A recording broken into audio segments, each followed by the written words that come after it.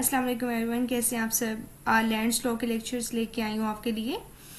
अच्छा, जून का महीना चल रहा है और मैं पंखा ऑफ करके लेक्चर बना रही हूँ ताकि आपको नॉइस का जो है वो मसला ना हो, डिस्टर्बेंस ना क्रिएट हो, जैसे कि वीडियो में इशू हो जाता है। आप लोग भी काइंडली फिर चैनल को सपोर्ट किया करें, लाइक किया करें, शेयर किया करें। अगर आपके लिए अच्छे अच्छे लेक्चर्स बनाती हूँ, मैं स्लाइड्स प्रिपेयर करती हूँ, नोट्स प्रिपेयर करती हूँ ताकि आपके एग्जाम्स की अच्छी प्रेपरेशन हो जाए। आपको जब एग्जाम्स में जाने लगो एक दो दिन आप लोग पहले भी मेरा लेक्चर पढ़ो तो आप लोगों के पास ये नोट्स हों कि आप लोगों के पास या फिर स्लाइड्स हों ताकि आपको रिवीजन करने में आसानी हो। तो ये भी आप इसके एसेस ले लिए करें या फिर मैंने अपने फेसबुक आईडी का दिया होता है, आप वहां पे मुझे मैसेज किया करें, मैं आपको ये ताकि दे दूं। तो लैंड्स एक्विजिशन एक्ट पढ़ना है हमने 1894 में। जल्दी जल्दी से पढ़ते हैं। मैंने इसकी स्लाइड्स आपके लिए बहुत इजी करके बनाई है, इजी वर्डिंग में बनाई है। जो आपकी वर्डिंग लिखी होती है ना, लैंड्स का जो एक्विजिशन एक्ट है वो थोड़ा सा मुश्किल होता है, टफ वर्डिंग लिखी होती है, लेकिन मैंने आप लोगों के लिए एक सेक्शन को इजी बनाया है। तो काइंडली आप थोड़ा सा सपोर्ट कर दिया करें आप लोग भी। जब आप सपोर्ट नहीं करते, लाइक नहीं करते, कमेंट नहीं करते ना, तो सबसे ज्यादा दुख होता है। मेरा भी दिल करता है कि मैं नेक्स्ट लेक्चर बनाऊं ही ना। तो प्लीज आप सपोर्ट कर दिया करें तो क्या ही बात है। अच्छा जी, बिना टाइम वेस्ट के अपना लेक्चर स्टार्ट करते हैं। अच्छा, शॉर्ट टाइटल एक्सटेंड पहले हम लोग इसको देख लेते हैं कि ये एक्ट कब आया था। लैंड एक्विजिशन एक्ट 1894 में आया था और इसने एक्सटेंड किया था होल ऑफ पाकिस्तान में। ये लैंड एक्विजिशन जो है वो चलता है 1 मार्च 1894 में। ये जो एक्ट है ये बना था। This law is officially title land acquisition act of 1894 जो कब आया था 1 मार्च से पाकिस्तान में।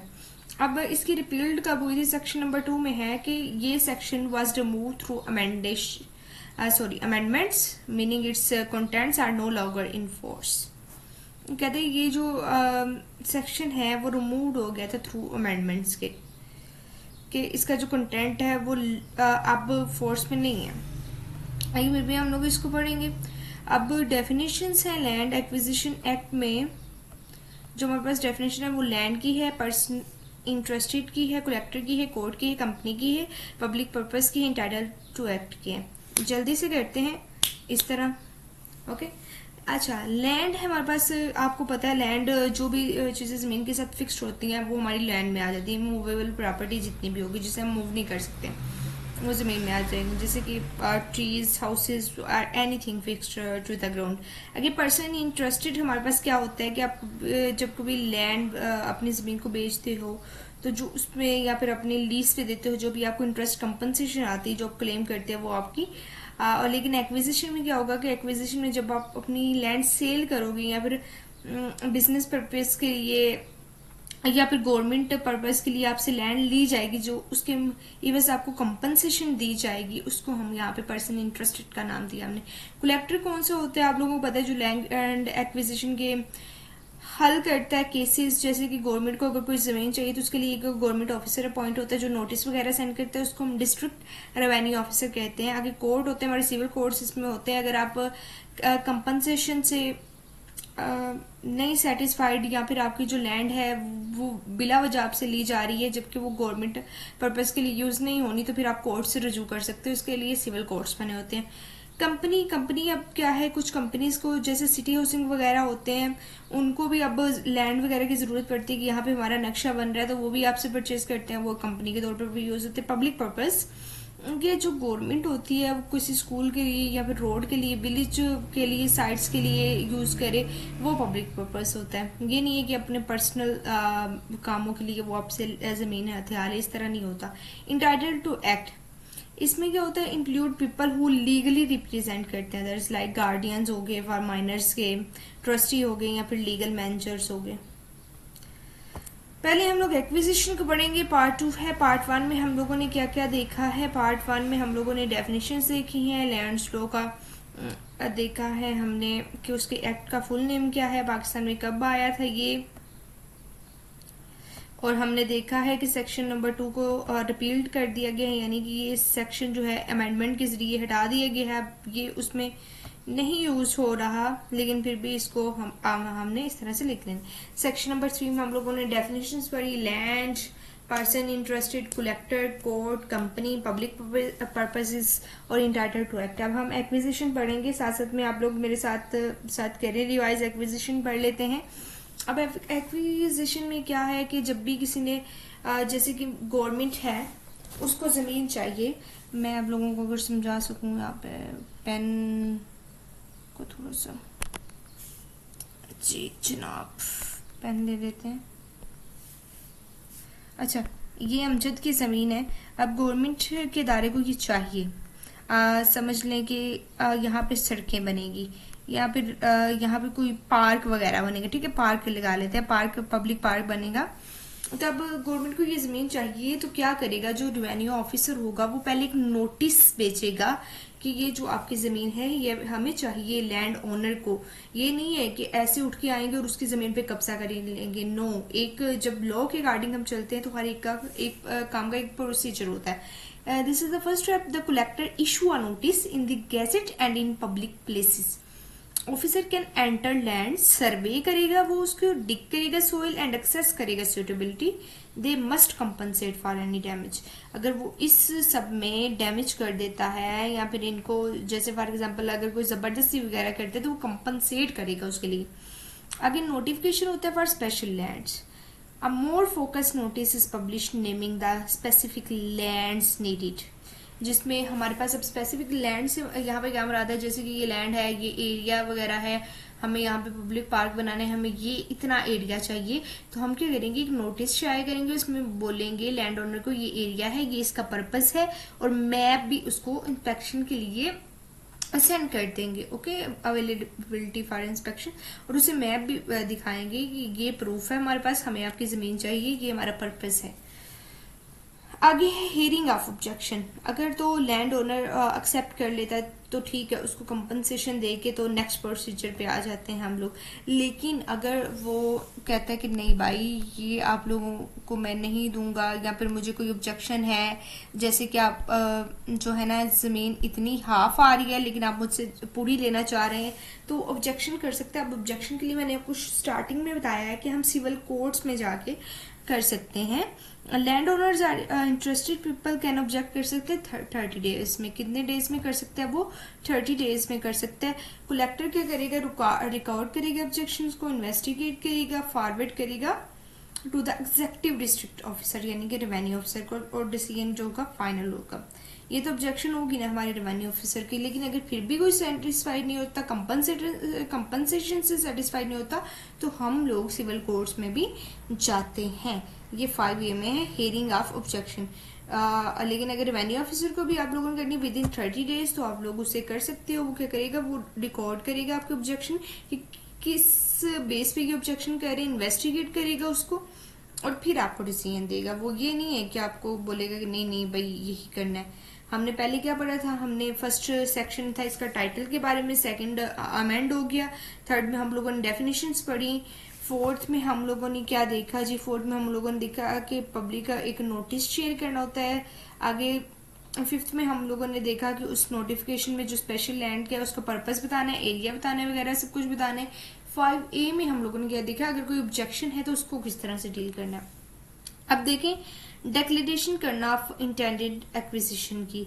अब इसमें क्या है, फाइनल डिक्लेरेशन कर देना कि ये जो लैंड है ये जरूरी है पब्लिक के लिए, जैसे कि ऑब्जेक्शंस वगैरह हो गई। अब क्या होगा, अब ये जो लैंड है अमजद की ये चाहिए भाई, इतनी चाहिए हमें, ठीक है। It's publish in gazette and act as proof that the land will be taken. अब लैंड सारी बात है, गवर्नमेंट को चाहिए तो उन्होंने तो लेनी है, वो आपको कंपनसेशन देंगे। ये नहीं आप कर सकते कि मैंने लैंड नहीं देनी, आपको देनी पड़ती है। अब इसमें क्या होता है, इसमें डिटेल होती है एरिया की जहां पे डिक्लेयर करते हैं, लोकेशन होती है, पर्पस होता है, और अगर कोई भी पार्ट ऑफ द लैंड जो नीडेड हो, द रेस्ट इज कैंसल्ड। अब इस आप बात की आप लोगों को जरा समझा देती हूँ। ये बच्चे लैंड है। अब मैंने जैसे आपको पहले भी बताया था, ये जो लैंड है सिर्फ इतनी की जरूरत है, लेकिन वो क्या कह रहे हैं, वो कह रहे हैं कि हमें सारी लैंड जो है ना आप दें। अब अमजद क्या करेगा, अमजद बोलेगा कि आपको तो सिर्फ इतनी ही जमीन की जरूरत है, आप मुझसे सारी क्यों मांग रहे हो। वो ऑब्जेक्शन रेज करेगा और बाकी की जो जमीन है वो कैंसिल हो जाएगी, और जितनी गवर्नमेंट को चाहिए होगी सिर्फ वही जमीन ये लोग लेंगे। ये नहीं वो कर सकते कि वो सारी उससे जमीन ले लें, no, that is not right. अच्छा, सेक्शन नंबर 7 में डिक्लेरेशन ऑफ इंटेंडेड एक्विजिशन का आपको पता चल गया कि क्या है, कैंसिल हो जाती है बाकी जमीन। अगर collector to take order, section number 7 में अभी क्या करना, कलेक्टर ने एक्विजिशन के ऑर्डर दे दिए। सेक्शन नंबर 8 में क्या होता है, मेकिंग एंड मेजरमेंट होती है कि किस किस तरह से मार्क करते हैं हम लोग, बाउंड्रीज क्या है, एरिया क्या है, और वेरीफाई करते हैं मैप्स वगैरह, प्लान्स वगैरह कि कितनी जमीन आएगी, क्या होगा क्या नहीं, ये सेक्शन 8 में करता है। अब सेक्शन 9 में हम लोग क्लेम करते हैं कंपनसेशन के लिए। अब कंपनसेशन की आजादी बात है, वो जो अपनी जमीन दे रहा है, ये अमजद अफसीन जमीन दे रहा है तो ये तो उन्होंने बोलेगा रख लो भाई जमीन, मुझे कुछ भी चाहिए नहीं, वो अपनी अमाउंट लेगा, जितनी उसकी अमाउंट, जितनी मार्केट वैल्यू होगी। पब्लिक नोटिस इशू किया जाएगा ऑनर को और उसमें फाइल की जाएगी, वो कंपनसेशन क्लेम करेगा, मेंशन करेगा ओनरशिप टाइप एंड जो अमाउंट वो क्लेम कर रहा है। लेकिन ये नहीं है कि 10 लाख की जमीन है तो वो 25 लाख रुपया या 30 लाख रुपया क्लेम कर दे कि भाई गवर्नमेंट ने देना, नहीं, वो ऐसे नहीं कर सकता। जितनी मार्केट वैल्यू होती है उतनी पर ही जमीन खरीदी जाती है। आगे सेक्शन नंबर 8 है पावर टू रिक्वायर इंफॉर्मेशन। अब इसमें क्या होता है, कलेक्टर आस्क करता है people to provide ownership, name, rent, profit record और interest or right on the land. देखिए ना, अगर कि उसको कोई इंटरेस्ट आ रहा है या फिर रेंट वगैरह आ रहा है तो फिर वो भी गवर्नमेंट के जुमरे में आता है कि हम इससे अच्छा खासा कमा रहे थे तो आप लोग, फिर उसको भी कंपनसेट करना पड़ता है। Power to require information. Okay, आगे हमारा जो है थर्ड पार्ट है वो है एक्वायरी और अवार्ड करना। अब एक्वायरी किस तरह से हो सकती है, वो एक्वायरी एंड अवार्ड, अब कलेक्टर जो होता है इन्वेस्टिगेट करता है लैंड की कितनी वैल्यू है, ओनरशिप उसकी क्या है, उस पर ऑब्जेक्शंस क्या है, और अवार्ड करता है एरिया, कंपनसेशन, डिस्ट्रीब्यूशन। अब एरिया अवार्ड करने से क्या मतलब कि वो एरिया दे देगा, नहीं, वो ये एरिया रख लेगा और इसकी कंपनसेशन दे देगा, बाकी एरिया को वो कैंसिल कर देगा। वो ये नहीं कर सकता कि सारा एरिया जो है वो अपने जुमरे में लिखवा ले, नहीं, जितनी एरिया की नीड होगी वो उतना ही करेगा, डिस्ट्रीब्यूशन वगैरह करेगा। एक्वायरी एंड अवार्ड का आप लोगों को पता चल गया। कलेक्टर क्या क्या इन्वेस्टिगेट करेगा, लैंड वैल्यू, ओनरशिप, ऑब्जेक्शन, और अवार्ड क्या करेगा, एरिया, कंपनसेशन, डिस्ट्रीब्यूशन। आगे finality of award, once made the award is final हो जाएगा। Collector must inform those not present at the time. Collector क्या करेगा, अगर वो पर्सन मौजूद नहीं है तो उसे इन्फॉर्म करेगा। सेक्शन 12A हमारे पास कहते हैं कुरेक्शन ऑफ ए मिस्टेक, कि अगर कोई मिस्टेक हो गई है जमीन को मापने वगैरह में कि कितनी चाहिए थी इतनी नहीं, तो उसको करेक्ट किया जाएगा। एडजस्टमेंट ऑफ इंक्वायरी किया जाएगा। कलेक्टर पोस्टपोन कर सकता है इंक्वायरी को अगर नेसेसरी हो, जैसे कि फॉर एग्जांपल उसे ये लगे कि जल्दबाजी हो रही है तो वो पोस्टपोन कर सकता है, अच्छे से उसको डिवाइड करेगा और फिर करेगा। लेकिन बाद में क्या होता है कि जल्दी भी जमीन चाहिए होती है तो फिर वो उस हिसाब से कर सकते हैं, अगर जरूरत हो तो वो पोस्टपोन कर सकता है। अगर सेक्शन नंबर 14 में क्या होता है, पावर टू समन विटनेसेस। अब इसमें क्या होता है, कलेक्टर क्या करते हैं, विटनेसेस करता है, like a civil court, order करता है प्रोडक्शन ऑफ डॉक्यूमेंट्स, कि वो डॉक्यूमेंट्स प्रोडक्ट करें, उनको तैयार करें। Matters to be consider while deciding, compensation हो जाती है, कलेक्टर फॉलो करना होता है सेक्शन नंबर 23 एंड 24 को। हम लोग ये पढ़ते हैं आगे चल के तो आपको समझ आ जाएगी कंपनसेशन किस तरह से अवार्ड की जाती है। Power to take possession, after making award, compensation देने के बाद वो पोजेशन ले लेते हैं और लैंड जो होती है वो गवर्नमेंट की प्रॉपर्टी बन जाती है। अर्जेंसी क्लॉज हमारे पास क्या है, एमरजेंसी सिचुएशन में कलेक्टर ले सकता है लैंड आफ्टर 15 डेज में, ठीक है, इवन बिफोर अवार्ड। समझिए, collector can take land after 15 days even before award, यहाँ तक कि अवार्ड होगी ये, लेकिन वो 15 डेज रुक सकता है, यूजिंग ड्यूरिंग डिसास्टर और फॉर रेलवेज रोड्स के लिए। Okay, must pay compensation for crops, trees like on the spot. देखिए ना, फॉर एग्जाम्पल मैंने ये आप लोगों को पहले भी समझाई थी, आप लोगों को एग्जाम्पल से समझाती हूँ। ये देखिए स्टूडेंट, ये हमारे पास ज़मीन है, अब इस पे बनना है, सड़कें बननी है, ठीक है। अब उसको 15 दिन बेचारे को पहले ज़रूरत है, लेकिन इसमें 15 दिन लग जाएंगे, तो वो क्या करेगा, ज़मीन ले लेगा और वो अवार्ड जो है, कंपनसेशन जो है, वो बाद में दे देगा इनको। और जितनी भी इनकी अब इस पे क्रॉप्स वगैरह हैं, ट्रीज वगैरह, वो उसकी कंपनसेशन भी साथ में देंगे ताकि उस बंदे का नुकसान ना हो। आगे हमारे पास है कोर्ट। हम लोग किस तरह से जा सकते हैं, कोर्ट्स के क्या रेफरेंसेस होते हैं, ये पार्ट 3 में डिस्कस किया गया था, मैंने आपको पहले भी बताया कि courts are reference to court. अगर कोई भी डिसएग्री है अपने अवार्ड से कंपनसेशन, क्योंकि ज़मीन तो उन्होंने लेनी है, लेकिन अगर कोई डिसएग्री है अवार्ड से, ज़मीन से, तो क्या करते हैं कि विद इन 6 वीक्स, अगर वो वहां पे मौजूद था, अगर वो वहां पर नहीं मौजूद, तो 6 मंथ के अंदर अंदर वो कोर्ट में पिटीशन दायर कर सकता है। सेक्शन नंबर 19 हमें क्या कहता है कि स्टेटमेंट टू कोर्ट, कलेक्टर को सेंड करनी होती है award copy, objection, party names, reasoning कि किस रीजन के बेस पे से इतनी अवार्ड की गई है। अगर नोटिस बाय कोर्ट, कोर्ट क्या करता है कि नोटिस सेंड करता है एप्लीकेंट को, अदर इंटरेस्टेड पर्सन्स को, गवर्नमेंट जो होती है हमारे पास, कंपनी होगी या फिर गवर्नमेंट होगी, उसको नोटिस शेयर करता है। अब स्कोप ऑफ प्रोसीडिंग का क्या होता है, कोर्ट डील करता है इशू रेज्ड इन ऑब्जेक्शन, कि ऑब्जेक्शन किस चीज़ पे हुई है। फॉर एग्जांपल कि अगर ये ऑब्जेक्शन है मेरी पैसों पे हुई है कि इन्होंने मुझे पैसे कम दिए हैं, मेरी 15 बनते थे, इन्होंने मुझे 10 दिए हैं, तो फिर कोर्ट उस हिसाब से डिसीजन लेगा। ओपन प्रोसीडिंग, कोर्ट हेयरिंग करेगा पब्लिक में, और लॉयर्स भी यहाँ पे लॉयर्स भी यहाँ पे अलॉट होते हैं और वहाँ पे सुनी जाती हैं उनकी, जैसे कि हर केस की सुनवाई होती है, तो इसकी भी वैसे ही होती है। अगर 22A क्या कहते हैं, क्रॉस ऑब्जेक्शन, गवर्नमेंट या फिर कंपनी ऑब्जेक्ट कर सकती है टू गवर्नमेंट, या फिर क्रॉस ऑब्जेक्शन का मतलब होता है कि जैसे मैंने ऑब्जेक्ट किया है किसी बात पे, तो अब जो नेक्स्ट जो अगली पार्टी होगी वो भी ऑब्जेक्ट कर सकती है, दोनों एक दूसरे में ऑब्जेक्शन रेज कर सकते हैं, ये नहीं अगर सिर्फ एक का हक है।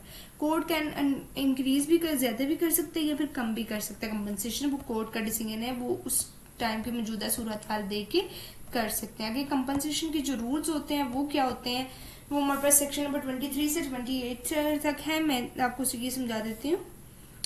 थिंग्स कंसिडर्ड क्या की जाती हैं, सेक्शन नंबर 23 के मुताबिक मार्केट वैल्यू, मैंने आपको पहले भी बता दिया था, market value on the date of section 4 notice की डेट, ठीक है। जो जब नोटिस आया था सेक्शन 4 में, नोटिस हम लोग करते हैं ना, पब्लिश करते हैं नोटिस, तो उस दिन उस डेट की मार्केट वैल्यू देखी जाती है। अदर कॉस्ट्स क्या होती हैं, लॉस ऑफ स्टैंडिंग क्रॉप्स, कि जो हमारे पास क्रॉप्स थी, उसने जो अपना अनाज वगैरह या फिर फसलें उगाई हुई थी, कि उसका कितना नुकसान हुआ है। जैसे कि जारी बात है, एक बंदे ने फसलें उगाई हुई हैं, वो फसलें पकने पे आई हुई हैं, ये होता है ना देहातों में, और उसकी जमीन को जल्दी जल्दी में ले लिया गया है कि इस पे सड़कें बनेंगी और जल्दी से हम लोगों को तैयार करनी है, तब क्या करेगी गवर्नमेंट, वो कंपनसेशन भी देगी। ये नहीं कर सकती गवर्नमेंट इस मामले में कोर्ट पे, अगर वो कंपनसेशन नहीं देते आप पिटीशन दायर कर सकते हैं। रीलोकेशन आप रीलोकेट कर सकते हैं कि अगर इतनी ज़मीन चाहिए थी, जैसे कि फॉर एग्जांपल इतनी और ज़मीन यहाँ से चाहिए थी, उन्होंने सारी ज़मीन पे कब्जा कर लिए, तो वो भी कर सकते हैं। डैमेज्ड लैंड के लिए भी आप कर सकते हैं, ओके। आगे 15 to 25% एडिशनल कंपनसेशन मिल सकती है अगर आप कोर्ट में चाहते हो तो। सेक्शन नंबर जो 24 है उसमें कौन कौन सी जो है नहीं की जाती considered, emotional loss, for example जैसे किसी कोई बोले शख्स के मुझे अपनी ज़मीन से बड़ा भाई प्यार था, मैं इसको देना नहीं चाहती, तो इस तरह के मामला जो होते हैं कोर्ट में डिस्कस नहीं होते। हालांकि अपनी चीज़ों से बहुत प्यार होता है, वो सबसे तकलीफदा होता है मरहला। रिफ्यूज़ल टू सेल, कि कोई भी बोले कि मैं इसको सेल नहीं करूंगा, वही बात आ गई, तो वो भी कोर्ट में नहीं चलता, कंसिडर नहीं किया जाता। Increase in value after notice, कि नोटिस के बाद कि अगर देखें ना फॉर एग्जांपल इसकी नोटिस जिस दिन आया उसकी 15 लाख वैल्यू थी, लेकिन अब इसकी वैल्यू क्या होगी, इंक्रीज होगी, 25 लाख होगी। तब ये नहीं वो करेगा कि अब मुझे इतनी दो, वो फिर पिटीशन फाइल नहीं कर सकता, नोटिस वाली डेट की वैल्यू देखी जाएगी। लैंड यूज बाय गवर्नमेंट, के लैंड जो है गवर्नमेंट यूज नहीं कर सकती, इस तरह की चीजें नहीं चलती। कौन सी चीजें कंसिडर की जाती है मैंने आपको बता दिया, लॉस, रिलोकेशन, डैमेज्ड जो है लैंड होगी, अगर ये जब उन्होंने विजिट करने आए थे, कुछ हिस्सा उसका डैमेज हो गया तो वो कर सकते हैं, या फिर विजिट करते हुए इन्होंने कोई उसका डैमेज किया, लॉस किया, तो वो भी वो कंपनसेशन कर सकता है कोर्ट। लेकिन जो कंसिडर नहीं होती, इमोशनल लॉस नहीं होता, रिफ्यूजल टू सेल नहीं होता, increase in value after notice नहीं होता, लैंड यूज बाय गवर्नमेंट नहीं होता। अगर लिमिट्स हमारे पास क्या है, court can not give less than what collector give if claimed, more than what Clement asked. अच्छा, अब कोर्ट क्या कर सकते, कोर्ट कम नहीं दे सकता, ठीक है, कि मार्केट वैल्यू से कम दे, या फिर ये नहीं कर सकता कि जिसने क्लेम किया उसको मार्केट वैल्यू से ज्यादा अमाउंट दे दी जाए। तो वो एक लिमिट के अंदर है कि कोर्ट ने डिसीजन लेने होते हैं। फॉर्मेट ऑफ अवार्ड, अब अवार्ड जो होता है वो रिटर्न होता है, साइन किया जाता है। जारी बात है, आपको पता है जब सेल होती है तो वो तो साइन होना ही होता है। इंक्लूड रीजन लिखी जाती है उसमें, treated as civil court decree. जब भी आपको पता है कि जैसे फॉर एग्जाम्पल ये मेरी जमीन है, मैं आपको कोर्ट डिग्री का भी बता देती हूँ, ये मेरी जमीन है, अब ये किसी और के नाम से थी लेकिन ये मेरी थी, मैंने कोर्ट में पिटीशन फाइल की कि इसने मुझसे फ्रॉड से वगैरह से जमीन ली, अब कोर्ट ने डिग्री दे दी मुझे कि ये जमीन मेरी है, तो उसे बोलते हैं कोर्ट डिग्री। अब इसमें भी क्या ट्रीटेड किया जाता है सिविल कोर्ट डिग्री, यानी उन्होंने कंपनसेशन दे दी तो वो। अब 27 में कॉस्ट्स क्या होती हैं, कॉस्ट के बारे में डिस्कस किया हुआ है। कोर्ट ऑर्डर करती है गवर्नमेंट और क्लेमेंट टू पे कोर्ट एक्सपेंसेस, के कोर्ट के एक्सपेंसेस वगैरह भी उसने देने हैं, तो ये सारी बात है, ये चीज तो होती है। अगर सेक्शन नंबर 28 में क्या है, इंटरेस्ट ऑन एक्सेस कंपनसेशन। अगर कोर्ट जो है हायर कंपनसेशन दे रहा है तो कलेक्टर को पेज करना होता है 8% annual interest from possession date to payment date. देखें, अगर कोर्ट हाई कंपनसेशन दे रहा है, फॉर एग्जांपल जैसे 15% या 25% दे सकते हैं, तो कलेक्टर को पे करना होता है 8% एनुअल इंटरेस्ट फ्रॉम पोजेशन से लेके डेट, जितनी भी पेमेंट डेट तक है, ठीक है, तो वो उसे कंपनसेशन वगैरह दी जाती है। अब इसमें केस लॉ थे, बेगम आगा अब्दुल करीम सुरेश कश्मीरी वर्सेस पाकिस्तान, ये केस लॉज आप रीड करेंगे आपको समझ आ जाएगी। अगर मैं इसमें से कलेक्टर लाहौर वर्सेस सईद अहमद, अगर मैं ये आपको लोगों को सेकंड वाला केस बता दूं, आप फर्स्ट वाला सर्च कर लीजिएगा।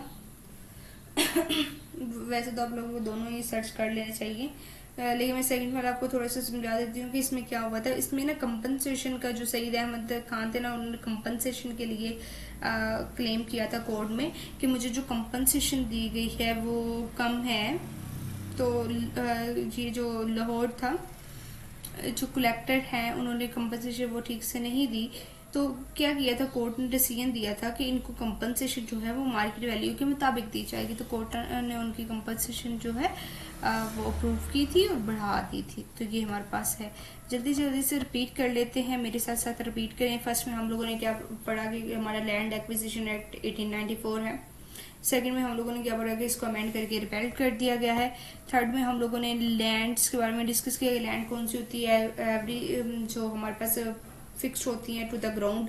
पर्सन इंटरेस्टेड क्या होता है, जो हमें कंपनसेशन में, कलेक्टर क्या होता है, रेवेन्यू डिस्ट्रिक्ट रेवेन्यू ऑफिसर होता है। कोर्ट क्या होता है, सिविल कोर्ट में ये केसेस चलते हैं। कंपनी क्या होती है, means any registered business under law, जिसको कि यूजिंग जैसे कि सोसाइटीज के लिए यूज किया जाता है। पब्लिक पर्पज के लिए क्या होता है कि गवर्नमेंट सच स्कूल्स बनाने के लिए, रोड्स बनाने के लिए, या फिर विलेजेस बनाने के लिए entitled to act. Legal represent जो होते हैं, जैसे कि माइनर्स वगैरह के होते हैं। आगे एक्विजिशन पे हम लोगों ने पढ़ा। एक्विजिशन में सबसे पहले आता है फोर्थ सेक्शन में क्या होता है, पहले नोटिस जारी किया जाता है। फिफ्थ सेक्शन में क्या होता है, नोटिफिकेशन में स्पेसिफिक लैंड के बारे में बताया जाता है कि क्या उसका पर्पस है, किस पर्पस के लिए गवर्नमेंट को चाहिए, क्या उसका एरिया होगा, क्या मैप है। आगे 5A में क्या होती है, हेयरिंग होती है। जारी बात है, जब नोटिस आ गया तो हेयरिंग होगी आप ऑब्जेक्शन की। अगर कि उसको ऑब्जेक्शन है, अगर तो वो नहीं रखता ऑब्जेक्शन, तो फिर हम डायरेक्ट 6 पे चले जाएंगे। लेकिन अगर उसको ऑब्जेक्शन है तो वो 30 डेज के अंदर अंदर बता सकते हैं। रिकॉर्ड करेगा, अब कलेक्टर रिकॉर्ड करेगा ऑब्जेक्शन को, इन्वेस्टिगेट करेगा और फॉरवर्ड करेगा उसके डिस्ट्रिक्ट ऑफिसर, यानी जो रेवेन्यू ऑफिसर होता है, और उसका जो डिसीजन आएगा वो फाइनल होगा। अब सेक्शन नंबर 6 में हम लोग क्या करते हैं, डिक्लेरेशन करते हैं इंटेंडेड एक्विजिशन की जो होती है वो करते हैं कि इंटेंडेड मतलब कि फॉर एग्जांपल इतनी ज़मीन है हमारे पास, तो इतनी कितनी ज़मीन चाहिए, बाकी की ज़मीन जो होती है वो कैंसिल आउट कर देती है, यानी कि वो उसकी पूरे पूरा रकबा नहीं ले सकते, जितनी उनको ज़मीन चाहिए सिर्फ वही लेंगे। कलेक्टर जो है ऑर्डर जब देता है, collector to take order, collector is not directing by the revenue to proceed with acquisition. Collector ने ऑर्डर दे दिए कि इस जमीन को एक्वायर कर दिया जाए। अब मार्किंग एंड मेजरमेंट होती है कि कितनी बाउंड्रीज वगैरह लगेंगे, क्या मेजर होगी। Notice to claim compensation, section 9 में हम लोग कंपनसेशन क्लेम करते हैं। कंपनसेशन जो होती है वो ऑनर्स को मिलती है और मार्केट वैल्यू के मुताबिक मिलती है। आगे सेक्शन नंबर 10 में पावर टू रिक्वायर इंफॉर्मेशन के इंफॉर्मेशन दी जाती है कि ओनरशिप नेम क्या है, रेंट वगैरह, प्रॉफिट रिकॉर्ड क्या, इंटरेस्ट क्या है, ये सब कुछ। Equity and inquiry and reward किस तरह से इंक्वायरी की जाती है और रिवार्ड किस तरह से की जाती है। कंपनसेशन, इंक्वायरी एंड रिवार्ड में हम लोग कलेक्टर क्या क्या इन्वेस्टिगेट करते हैं, लैंड वैल्यू, ओनरशिप को, ऑब्जेक्शन को। रिवार्ड क्या करते हैं, एरिया, कंपनसेशन और डिस्ट्रीब्यूशन वगैरह किस तरह से करना। Finality of reward, if reward is final हो जाता है तो कलेक्टर मस्ट उसको इन्फॉर्म करना होता है जो ओनर होता है। सेक्शन नंबर 12A और 12A में होता है अगर कोई मिस्टेक होगी तो उसे माइनर वगैरह तो उसे कैलकुलेशन एरर्स में तो वो कलेक्टर जो होता है उसे करेक्ट करनी होती है। Section number 30 adjournment of inquiry, collector postpone कर सकता है इंक्वायरी को अगर ज़रूरत है तो, जैसे कि फॉर एग्जाम्पल इंसान मौजूद यहाँ पर अभी टाइम है तो वो इंक्वायरी को रोक सकता है। पावर टू समन विटनेसेस के कलेक्टर ने अब क्या करना था, विटनेसेस को समन करना था, लाइक सिविल कोर्ट के वो प्रोडक्शन करे डॉक्यूमेंट्स की के डॉक्यूमेंट्स बनाए जाएं। अब सेक्शन नंबर 15 में मैटर्स किया जाता है टू बी कंसिडर जो किए जाते हैं डिसीडिंग कंपनसेशन। अब इसमें कंपनसेशन क्या होता है जो है वो 23 और 24 सेक्शन के मुताबिक दी जाती है। सेक्शन नंबर 16 में क्या किया जाता है, पोजेशन ले ली जाती है। सेक्शन नंबर 70 में क्या किया जाता है, अर्जेंसी क्लॉज होती है इसमें कि इमरजेंसी सिचुएशन में जो होता है 15 डेज अभी land after even before award कि अवार्ड अभी नहीं मिला होता लेकिन लैंड की ज़रूरत है तो वो ले सकते हैं, तो वो बाद में अवार्ड वगैरह जो प्रोसीजर होता है वो सिविल। अब रेफरेंसेस क्या होते हैं, सिविल रेफरेंसेस 18 में रेफरेंस कर सकते हैं कोर्ट के साथ के डिसएग्री अगर होते हैं हम लोग अवार्ड के साथ, या 6 वीक्स में कर सकते हैं अगर प्रेजेंट है, अगर प्रेजेंट नहीं है हम उस टाइम पे तो 6 मंथ में कर सकते हैं। सेटलमेंट करनी होती है कोर्ट ने। अब कोर्ट कलेक्टर ने उसको क्या करना होता है, सेंड करनी होती है अवार्ड का भी, ऑब्जेक्शन, पार्टी नेम, रीजनिंग वगैरह, क्योंकि वो सारी डिटेल तो कलेक्टर के पास होती है। नोटिस करना होता है भाई court send notice to applicants, other interested persons और गवर्नमेंट को। अगर स्कोप ऑफ प्रोसीडिंग का हमारे पास क्या है, इसमें इशू जो है ऑब्जेक्शन का वो डिस्कस किया जाता है। ओपन प्रोसीडिंग होती है, हेयरिंग होती है कि लॉयर्स भी इसमें लो होते हैं, अगर आना चाहें आ जाए, अगर नहीं तो फिर भी कोई बात नहीं। 22A में क्रॉस ऑब्जेक्शन होती है कि कंपनी वगैरह या फिर गवर्नमेंट वगैरह ने भी कुछ जारी बातें करना है। कंपनसेशन रूल्स क्या होते हैं, थिंग्स जो कंसिडर की जाती हैं उसमें वो हमारे पास है क्या है, other cost, loss of standing crops जो होती है, रिलोकेशन और डैमेजिंग लैंड्स जो होती है, जो थिंग्स 15 to 25% फिर एडिशनल कंपनसेशन मिल सकती है। अगर थिंग्स जो नहीं वो इमोशनल लॉस और रिफ्यूजल टू सेल है, increase in value after notice है, इस तरह से कंपनसेशन दी जाती है। अब लिमिट क्या होती है, court can not give less than what collector give, जितनी कलेक्टर दे उससे कम नहीं दे सकता, और more than what Clement asked, अब उससे ज्यादा भी नहीं दे सकता जितनी की मार्केट वैल्यू है या फिर जितनी उसने क्लेम की हुई है। सेक्शन नंबर 26 में फॉर्मेट ऑफ अवार्ड होता है कि अवार्ड जो होता है रिटर्न होता है, साइंड होता है, उसमें रीजन इंक्लूड की जाती है और कोर्ट की डिक्टी होती है। आगे कॉस्ट क्या होता है, कॉस्ट हमारे पास होता है कोर्ट ऑर्डर करते हैं गवर्नमेंट और क्लेमेंट को कि पे करे कोर्ट्स के एक्सपेंसिव जितने भी हुए हैं, यानी कि जो इस इंसान के कोर्ट के एक्सपेंसेस हुए वो भी उसको पे करना होता है गवर्नमेंट या फिर क्लेमेंट जिसने जो है वो क्लेम किया होता है, क्लेमेंट जो होता है तो उसको पे करने होते हैं कि कोर्ट के दोनों पार्टीज मिलके कर लेती हैं। अगर सेक्शन नंबर 28 में क्या होता है, इंटरेस्ट होता है एक्सेस कंपनसेशन में, ठीक है, कि एक्सेस जो भी कंपनसेशन होगी court give higher compensation. Collector को क्या करना होता है 8% annual interest from possession date से पेमेंट डेट तक उसे पहुंचाना होता है। अब इसमें केस लो थे वो हम लोगों ने डिस्कस कर लिए। तो आई होप कि आपको वीडियो अच्छी लगी।